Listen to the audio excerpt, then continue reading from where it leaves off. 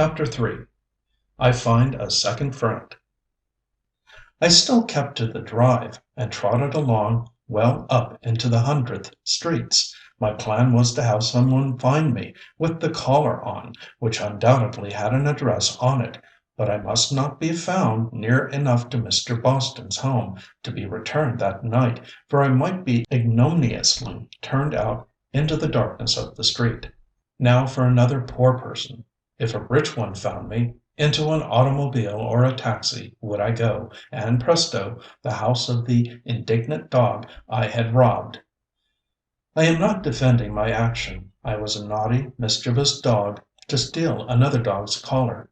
I might even be called a thief, but for the fact that I intended to return the collar with me inside it, when I trusted to my native wit to do the rest. I had better leave the West Side and turn toward the East. I dashed up the hill past the Home for Incurables, made for the big college of New York that I remembered from my former visit, slipped down the slope behind it, and found myself in the kind of district I wanted. Here was a nice unfashionable avenue. New York certainly has a great number of wide streets, plenty of noise, and many people walking about, lots of well-lighted shops with everything under the sun in them, and a good many persons with kind faces. I avoided the very young, the very old. There weren't many of these, anybody that was too gay or too dull, or too dirty and poor-looking. I wouldn't mind poor people so much if they would keep clean. The most of them are so careless in their personal habits that no self-respecting dog wants to live with them. I chose a respectable-looking colored woman who was coming out of a nice-looking meat shop. Her shoes were bright and neat, and by the look of her hands I judged she was a washerwoman.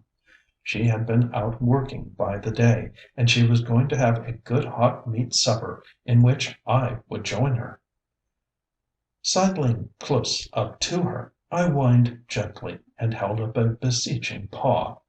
She gazed down at me with a lovely, benevolent expression. "Why, doggie," she said, "what's the matter?" I squeezed a little closer, and licked her clean cotton dress. I am not considered really beautiful, but I am a very well-bred dog, and most women say I have a nice way with me when I choose.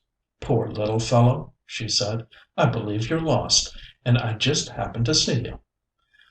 I didn't say anything to this, though I might have told her that most things are arranged. They don't happen. "But perhaps you knew me," she went on. "Maybe I've worked for the lady that owns you." Maybe she had. I didn't know.